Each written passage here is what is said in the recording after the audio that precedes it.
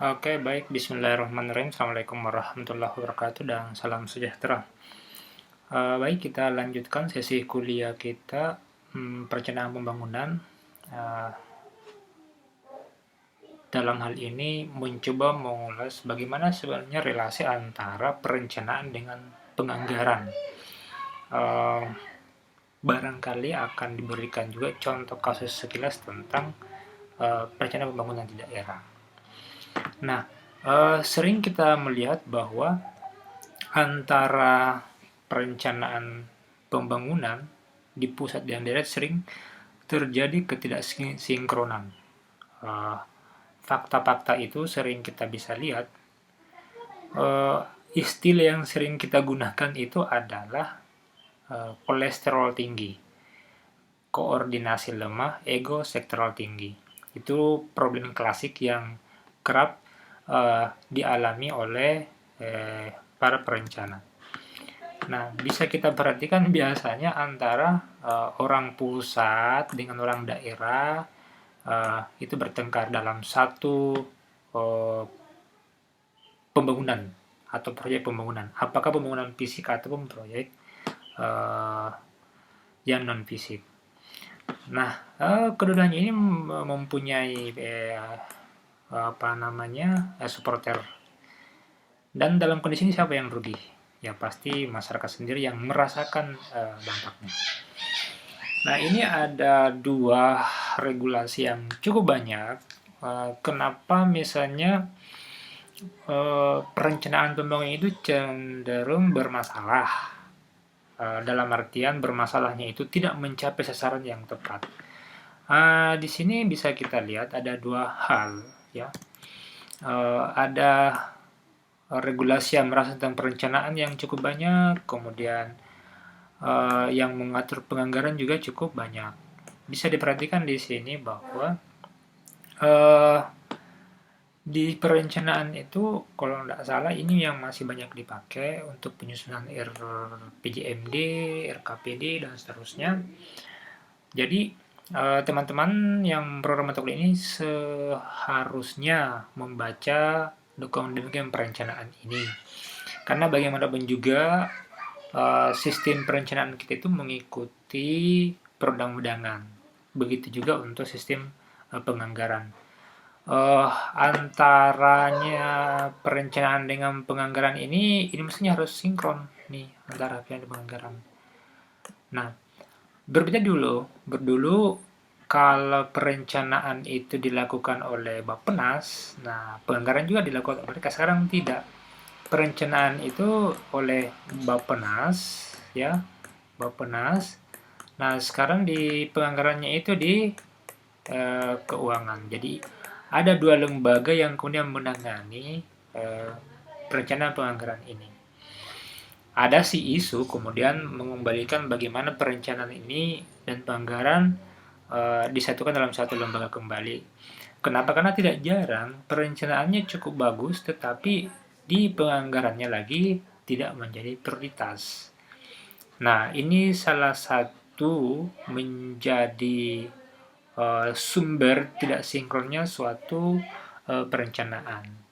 Tetapi beberapa hal pasti menjadi kendala. Apa sih penyebabnya sehingga target-target perencanaan pembangunan tidak tercapai secara optimal?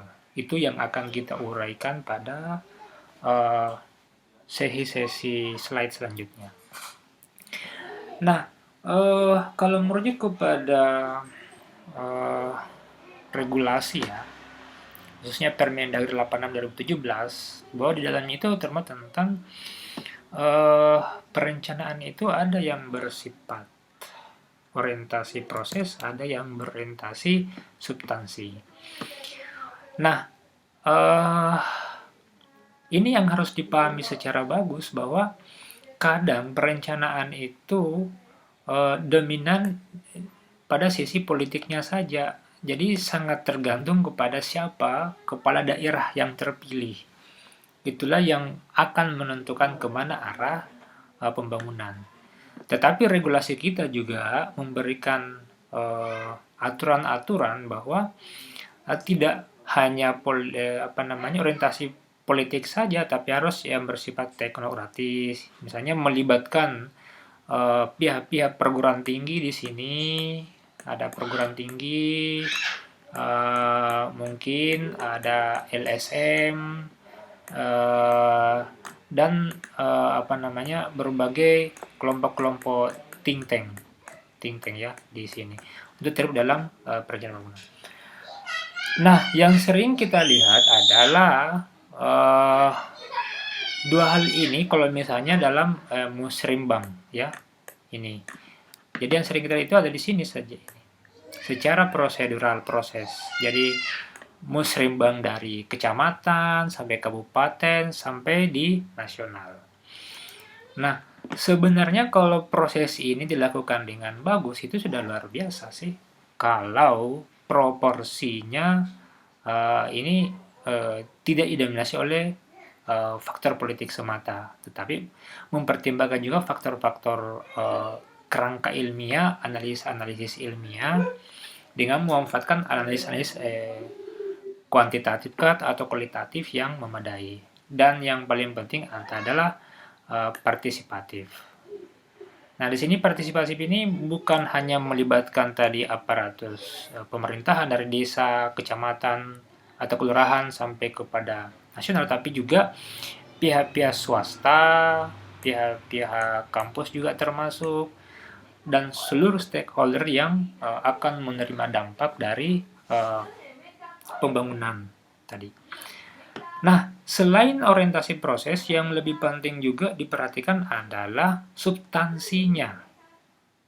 Nah, jika proses-proses ini berjalan dengan bagus, artinya tidak dilakukan secara sekadar prosedural, maka orientasi yang bersifat substansi ini bisa tercapai. Misalnya yang ini holistik tematik, yang memperhatikan potensi-potensi daerah, tantangan-tantangan daerah, atau dalam konteks nasional memperhatikan potensi-potensi negara, nasional, daerah, tantangan-tantangan, dan seterusnya. Secara integratif juga demikian. Jadi apa sih tujuan pembangunan daerah, apa tujuan pembangunan nasional? Nah, saya sering bertanya begini, sebenarnya yang penting itu dalam proses perencanaan pembangunan, apakah yang penting? Apakah tujuan atau prosesnya?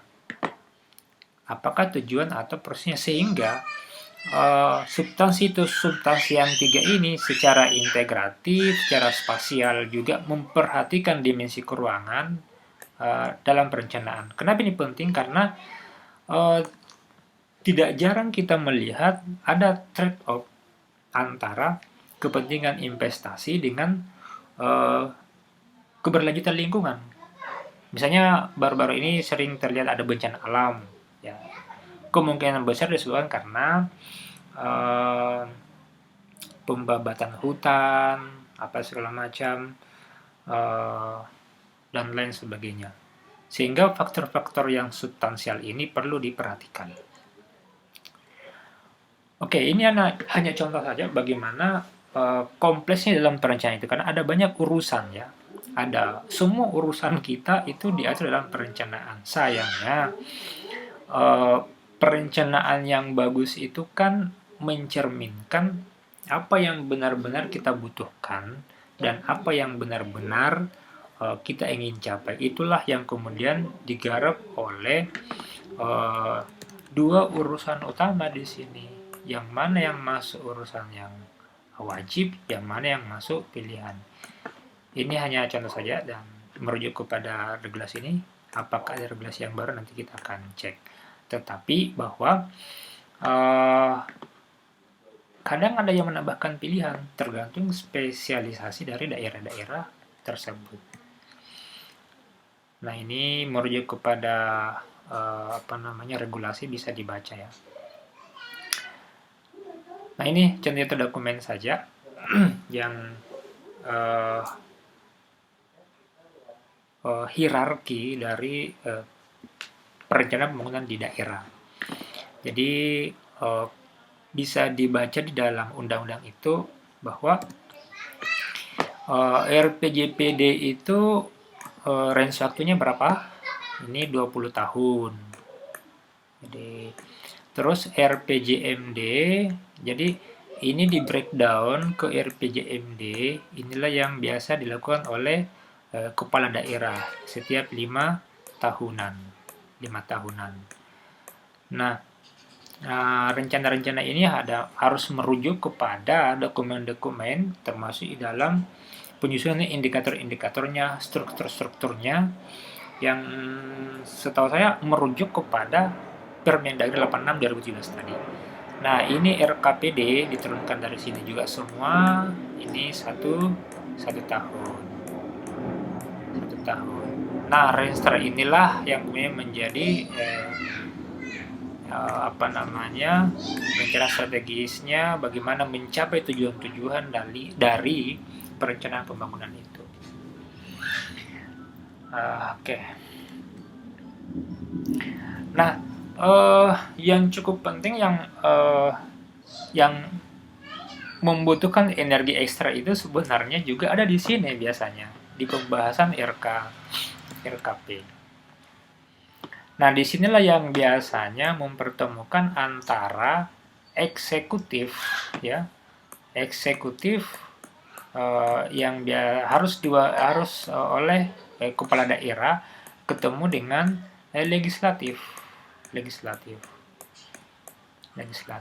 di pembahasan kebijakan umum anggaran dan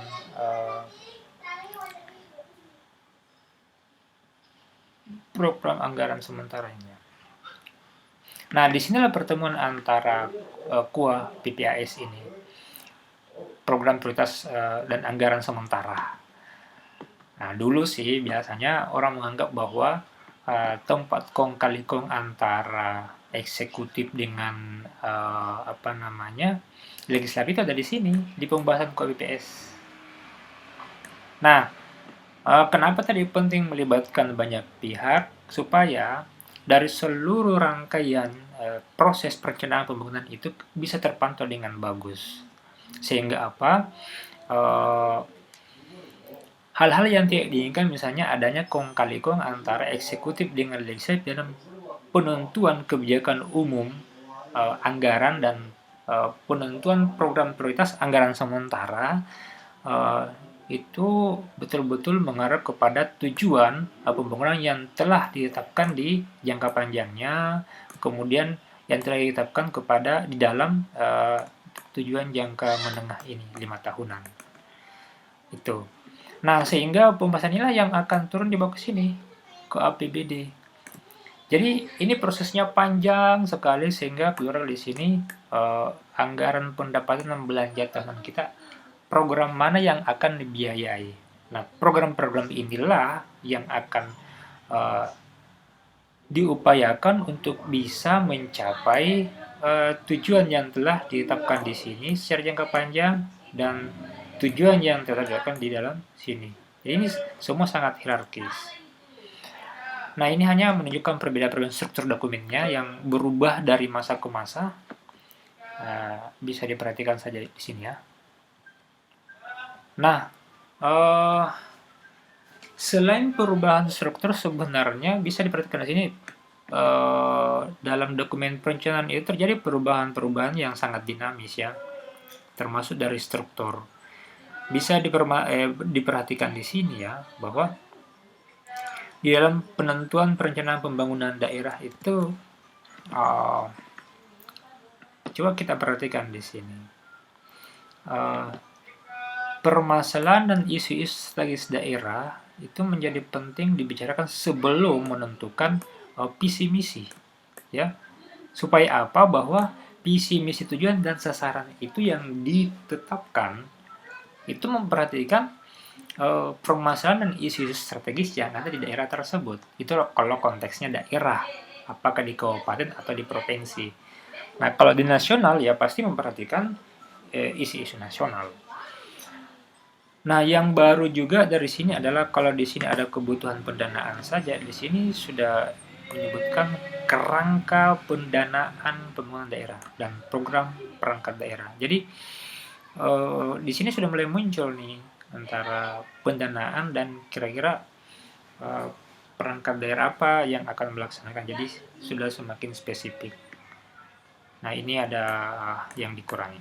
Ya, bisa dibaca lebih di detailnya di Permendagri ini. Nah, jadi seperti yang saya kemukakan dari awal tadi, perencanaan itu sulit karena harus memperhatikan banyak hal. Ada banyak kepentingan di situ, ada banyak kapasitas yang berbeda dan budaya. Ya, di situ kepentingan dari partai, dari daerah, dari kampus, kepentingan ideologi, banyak sekali kepentingan yang terseret atau dilibatkan dalam perencanaan pembangunan. Nah, tinggal kita lihat sebenarnya mana yang paling berpengaruh di dalam perencanaan itu. Tetapi yang banyak juga mempengaruhi adalah ini, subjektivitas perencana. Jadi bisa saja misalnya yang bikin perencanaan itu selain dengan mempertimbangkan kepentingan kepala daerah, biasanya subjektivitas perencana juga masuk di situ. Subjektivitas yang berkuasa, kepala daerahnya, subjektivitas kepala-kepala dinasnya, banyaklah yang mempengaruhi. Kenapa perencanaan itu begitu sulit, apalagi melibatkan banyak hal. Tetapi seandainya barangkali merujuk kepada tujuan yang pasti, hal-hal yang ini semua bisa diminimalisir. Misalnya persoalan budaya primordial, kebiasaan selama ini, untuk kalau misalnya dia keluarga ningrat, itu biasanya mau diutamakan lah, atau dia dianggap senior dalam legislatif, dia dianggap yang paling menguasai masalah. Nah, ini saya kira problem-problem yang membuat mengapa perencanaan itu cukup sulit. Nah, kesulitan yang lain adalah ini lebih dekat kepada kapasitas, bukan isi tas ya. Kapasitas. Nah, banyak sekali yang perlu diperhatikan karena gini, biasanya dalam perencanaan pembangunan itu kesulitan kita adalah bagaimana memadupadankan antara teori dengan praktis. Ya. Jadi misalnya orang di kampus nih di hire untuk membuat perencanaan. Tapi kan dia lebih banyak bicara pada tataran teoritis. Lebih banyak ya, bukan berarti dia tidak punya pengetahuan teknis. Nah, produk-produk pengetahuan itulah yang kemudian bagaimana ditransformasikan masuk ke teknis. Nah, hal-hal yang banyak diperhatikan adalah kondisi lingkungan, kesiapan sumber daya, infrastruktur di daerah, dan seterusnya. Banyak pertimbangan, dan itu menjadi kesulitan tersendiri. Belum lagi kalau kita bicara kaitkan dengan kedisiplinan dan konsistensi. Konsistensi terhadap apa? Konsistensi terhadap tujuan dari pembangunan itu sendiri. Konsistensi antara visi, misi, sampai kepada tindakan, dan seterusnya. Banyak sekali. Belum lagi kalau misalnya kita melihat pada skala yang lebih mikro ya. Misalnya bagaimana mengukur, ini sudah mengukur ya, mengukur kinerja outcome, bagaimana mengukur impact. Karena tidak jarang kita menemukan begini, apa perbedaan mendasar antara output, terus outcome, dan impact. Nah, pengukuran output saja itu biasanya ya ini hanya memenuhi syarat-syarat administratif saja. Nah, bagaimana dengan outcome-nya? Apa perbedaannya ini antara ketiganya ini? Ini menjadi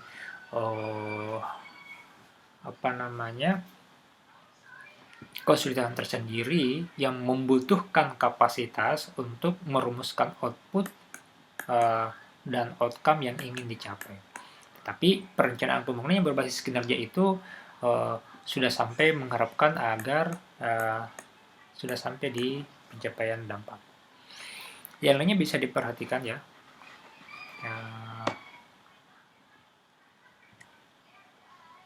Nah, kadang ada yang bertanya, oh, perencanaan itu apa sebenarnya? Kita sudah bicara tadi perencanaan pembangunan, tapi kadang orang masih bertanya, apa itu perencanaan? Kita melakukan saja. Kemudian pertanyaan saya yang awal tadi, manakah yang lebih utama, menentukan tujuan atau menentukan proses atau menentukan input? Nah, di sini ada 3 definisi perencanaan. Yang pertama itu dari buku UNDP, bisa dicek di bukunya ini ya. Mendefinisikan tentang, jadi perencanaan ini menurut dia adalah proses menetapkan tujuan dan atau sasaran. Ya. Jadi yang utama berarti di sini adalah tujuannya dulu kita tetapkan, apa yang kita mau capai. Misalnya, yang kita mau capai di dinas pendidikan adalah meningkatkan angka melek huruf, atau misalnya di daerah itu ingin menurunkan tingkat kemiskinan. Nah, tingkat kemiskinannya itu berapa persen yang mau diturunkan. Jadi tujuan itulah yang harus utama. Dari situ kemudian mengembangkan strategi. Nah, strategi adalah cara-cara implementasinya dan berapa sumber daya yang dibutuhkan untuk mencapai tujuan-tujuan tersebut. Nah, itu menurut UNDP. Jadi, kalau diperhatikan dari definisinya adalah proses menentukan tujuan dan sasaran. Kemudian menentukan strategi dan sampai kepada kalkulasi sumber daya yang akan dialokasikan. Yang kedua adalah definisi perencanaan di dalam Undang-Undang Nomor 25 Tahun 2004. Kalau diperhatikan di sini dia lebih fokus kepada menentukan tindakan masa depan yang tepat.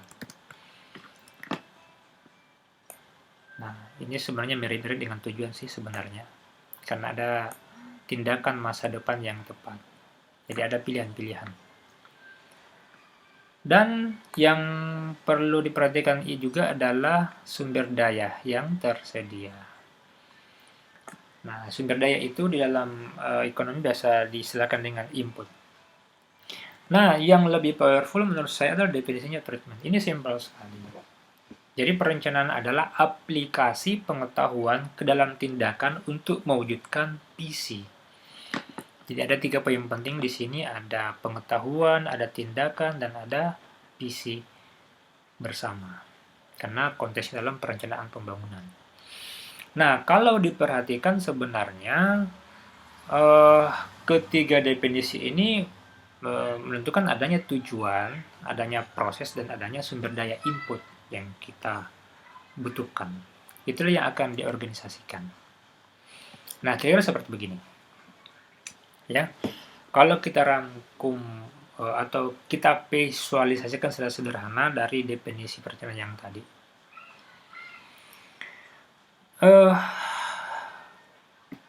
Input itu banyak. Kalau kita sederhanakan, input itu bisa berupa aset tangible dan intangible aset. Jadi yang nampak secara fisik ataupun yang tidak nampak. Di sini diistilahkan dengan virtual asset. Jadi intangible asset itu seperti kepercayaan, kejujuran, itu kan intangible semua. Sedangkan yang bisa kita lihat adalah uang rupiahnya. Sumber daya misalnya tingkat pendidikannya, segala macam, institusi atau kelembagaannya. Apakah institusinya itu korup, apakah institusinya bisa dinamis, institusinya simple, dan lain sebagainya. Nah, proses-proses inilah yang kita kemukakan dari awal tadi. Kalau merujuk ke Permendagri 86 2017, itu ada 4. teknokratis, politis, partisipatif, dan top down dan bottom up. Hasilnya adalah ada 3. Jadi indikator ekonomi yang bersifat fisik, sosial, dan lingkungan. Ini sebenarnya kalau kita lihat, ini merujuk kepada tujuan SDGs, Sustainable Development Goals. Jadi ada dimensi ekonominya, ada dimensi sosialnya, dan ada dimensi lingkungannya. Jadi input-input yang kita miliki dalam proses pembangunan tadi harus memperhatikan hasil-hasil yang akan dicapai. Jadi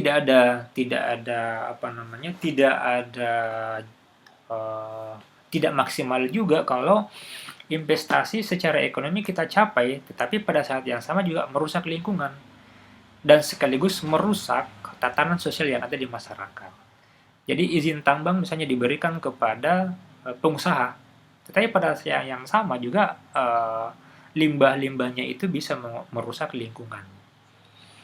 Itu membutuhkan perencanaan yang sangat matang supaya pembangunan itu terus bisa berkelanjutan.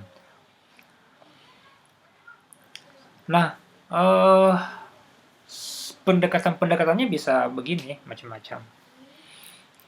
Kalau yang tadi itu yang mempengaruhi mengapa perencanaan itu sulit, bisa saja karena ada faktor subjektif yang dominan. Ya, misalnya semua harus maunya kepala daerah, ya. Atau kamu mempertimbangkan faktor-faktor ilmiah berdasarkan data-data sains yang objektif yang bisa kita lihat di data-data yang ada. Nah, jadi interaksi antara tokoh-tokoh perencanaan tadi, interaksi antara masyarakat, pengusaha, pemerintah, politisi, dan pakar atau ilmuwan-ilmuwan yang ada di kampus dan masyarakat-masyarakat yang akan terdampak, itu menjadi penting dalam proses-proses perencanaan. Nah, ini hanya ilustrasi singkat saja bagaimana kompleksnya perencanaan dan penganggaran di daerah, ya. Jadi harus ada rujukannya ke RT RW daerah ataupun RT RW nasional, ya, yang kesemuanya ini harus menjadi satu kesatuan, ya, harus menjadi satu kesatuan. Jadi untuk melahirkan suatu anggaran sampai di penjabarannya, sampai kepada dinas-dinas, itu prosesnya lumayan panjang. Makanya siklus perencanaan pembangunan itu setiap tahunnya orang berencana terus secara kontinu. Nah, meskipun tadi sudah disinggung tentang penganggaran, tapi sebenarnya yang ingin mau sampaikan adalah salah ketik lagi ya. Tolong diperbaikin ya salah ini.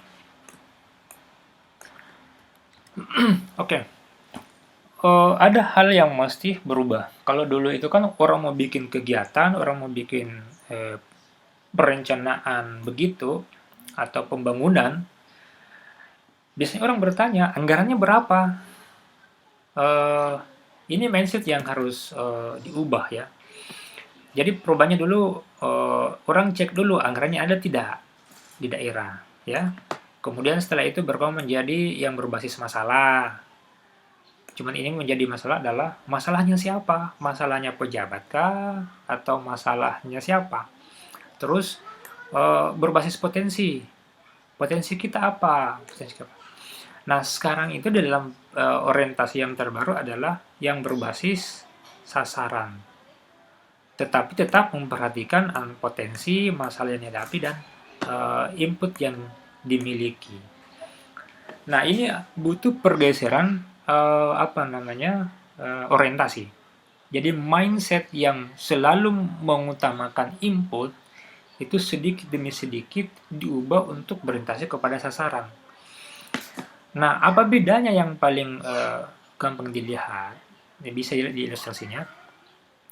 Bahwa di dalam proses perencanaan berbasis kinerja, Kalau misalnya sasarannya adalah meningkatkan ya, meningkatkan kesejahteraan ya, misalnya kesejahteraan.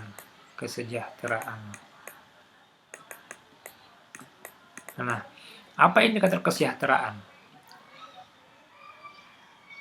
Nah, indikatornya yang tadi, ingat 3 hal tadi ya, misalnya dari sisi ekonomi, pendapatannya meningkat, dari sisi sosial, orang makin solidaritasnya makin tinggi, makin sipakatau, sipakainga, relasi-relasi makin bagus, tidak baku bombe, dan apalagi, lingkungan kita makin nyaman, sampah-sampah itu tertata dengan bagus. Nah, itu misalnya di rasanya. Nah, untuk mencapai ini bisa dikreasikan, anggarannya, harus bisa dikreasikan.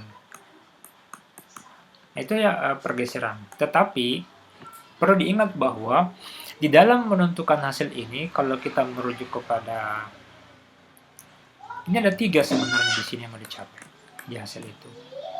Outputnya dulu apa? Kemudian outcome-nya apa, dan impact-nya apa, dampaknya apa. Nah, selama ini kebanyakan orang membuat perencanaan itu sampai kepada aplikasinya hanya sampai di output saja. Misalnya, kita punya anggaran untuk bikin jembatan, misalnya. Misalnya kita punya proyek jembatan nih, ya, jembatan. Ini output nih. Jembatannya nih output. Nah, bagaimana caranya mengukur dimensi outcome-nya? Apakah jembatan ini dimanfaatkan atau tidak, ya? Jadi kalau misalnya output ini bisa berfungsi sebagaimana mestinya, orang lewat di sini, maka itu sudah dimensi outcome-nya sudah ada. Ya. Jadi orang melewati jembatan ini, orang lewat di sini. Bahwa itu akan memperpendek jarak yang biasanya dia tempuh 10 km, misalnya, dia hanya tempuh misalnya dalam jangka waktu yang lebih singkat, atau hanya sampai 2 km dengan adanya jembatan ini. Nah, dampak jangka panjangnya adalah apa dampak dari jembatan ini? Bisa meningkatkan pendapatan, ya. Karena jaraknya makin pendek, sedikit bahan bakar yang digunakan, maka polusinya juga makin berkurang. Berarti kualitas lingkungan makin tinggi, misalnya gitu, ya.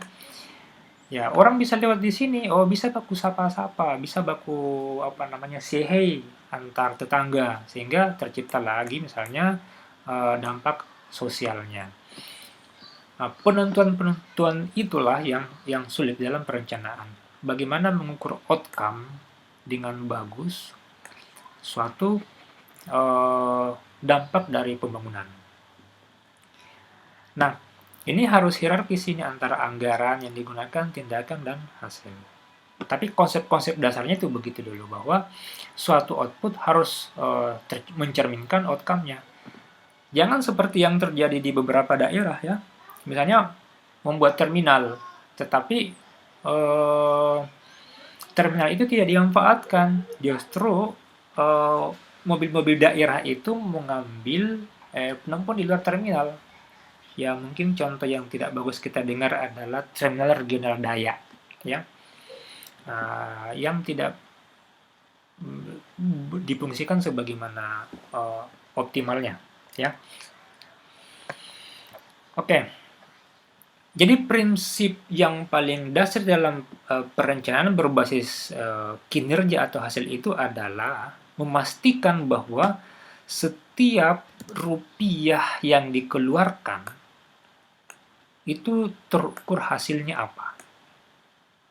Nah, ingat bahwa hasilnya itu bukan hanya angka-angka statistik, bahwa kemiskinan berkurang 2%, tetapi betul-betul nyata diterima oleh masyarakat. Jadi, memastikan bahwa setiap rupiah yang dikeluarkan dalam perencanaan dan penganggaran itu jelas hasilnya. Jadi misalnya nih, sekarang anggaran COVID itu besar sekali. Nah, kita cek hasilnya apa sih dari anggaran COVID yang besar itu. Nah, itu yang dimaksud penganggaran berbasis kinerja.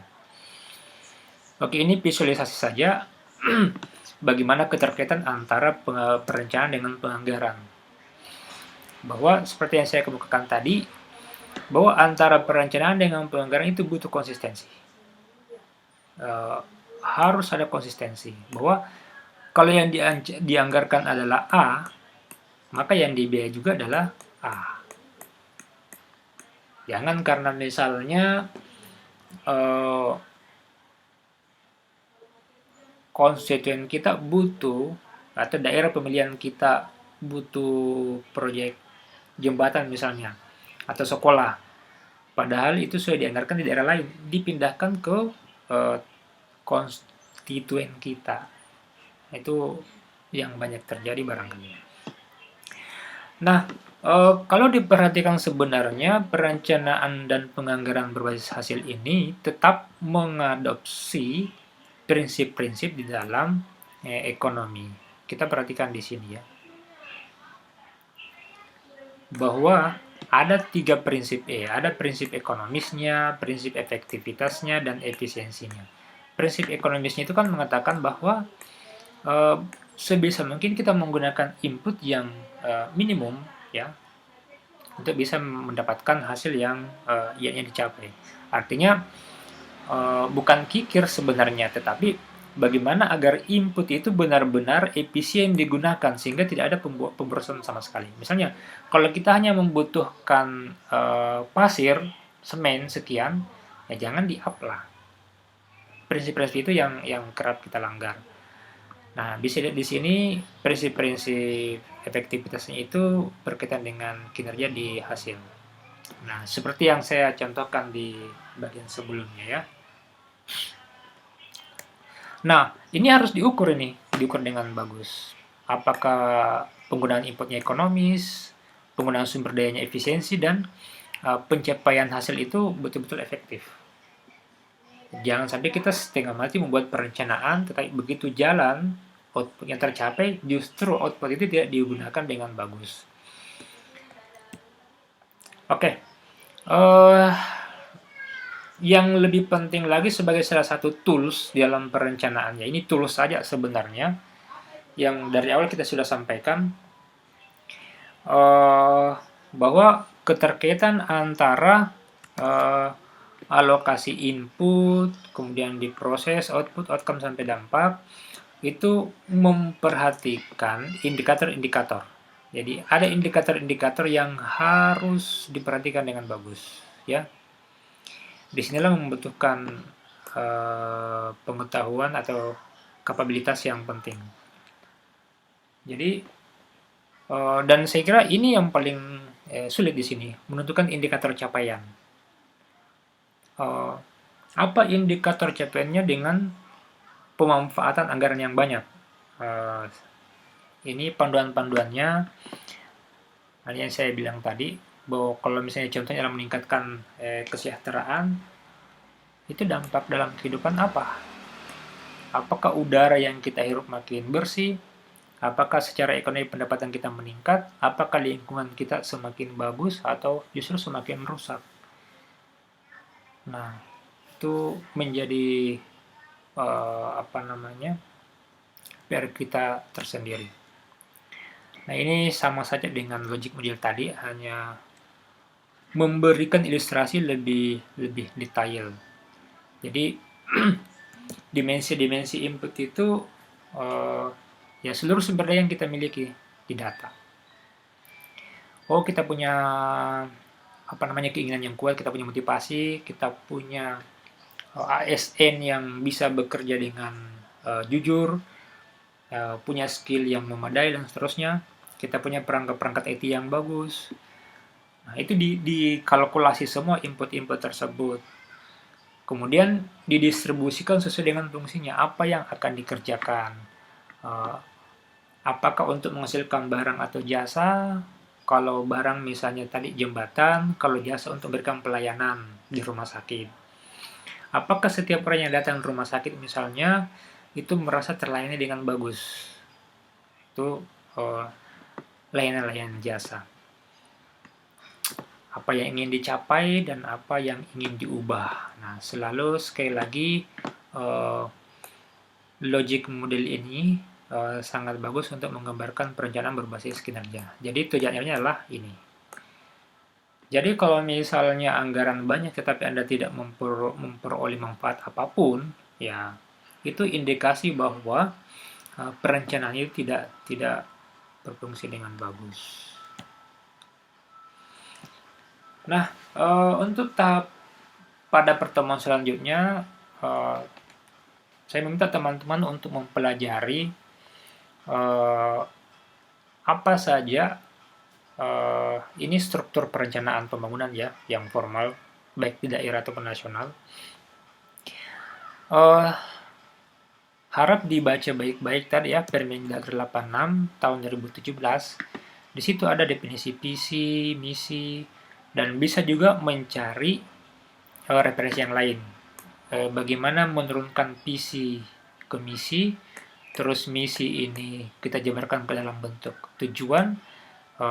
Tujuan untuk dicapai ini kita membutuhkan strategi-strategi, kebijakan yang ditempuh apa, sampai kepada program dan kegiatan. Ini harus bersifat hierarkis. Nah, sebagai salah satu tugas bagi teman-teman adalah saya meminta membuat semacam tujuan, misalnya lulus dengan nilai predikat A plus misalnya contoh ya. Ini tujuannya nih, targetnya nih. Nah, apa yang Anda lakukan? Misalnya strategi apa yang Anda lakukan untuk mencapai ini? Ya. Jadi tujuannya ini. Strateginya berarti bisa lebih daripada satu. Ya. Nah, strategi itu apa yang Anda lakukan program-programnya sampai kepada kegiatan-kegiatannya. Apakah baca buku, berdiskusi, apa selanjutnya. Ini menjadi tugas ya. Ini contoh saja. Jadi Anda bebas mencari contoh apa yang mau dicapai terus dijabarkan dalam strategi, program sampai kepada kegiatan. Simpelnya begitu saja. Nah, ini slide terakhir yang menjadi bahan untuk slide selanjutnya. Bahwa kalau kita perhatikan, ya PC itu bisa saja satu ya. PC bisa satu. Jadi semakin ke bawah ini makin banyak nih dokumennya. Indikatornya makin banyak. Tetapi dari sisi kegiatan ya berangkat dari bawah ke sini. Ada banyak kegiatan, ada banyak lembaga, ada banyak dana, ada banyak instrumen yang ini harus bekerja secara konvergen menyatu untuk mencapai visi yang tadi, yang satu ini, ya. Ini mungkin dinarasikan dalam satu kalimat saja atau dalam satu slogan, tetapi turunannya ini banyak sekali. Turunannya banyak sekali. Ini contoh di dalam perusahaan ya.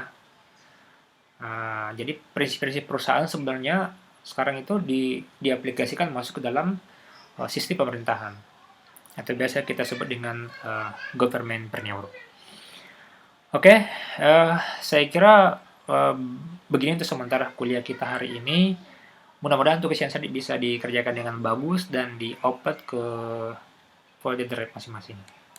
Nah, sekian. Bila tidak berdaya, Assalamualaikum warahmatullahi wabarakatuh.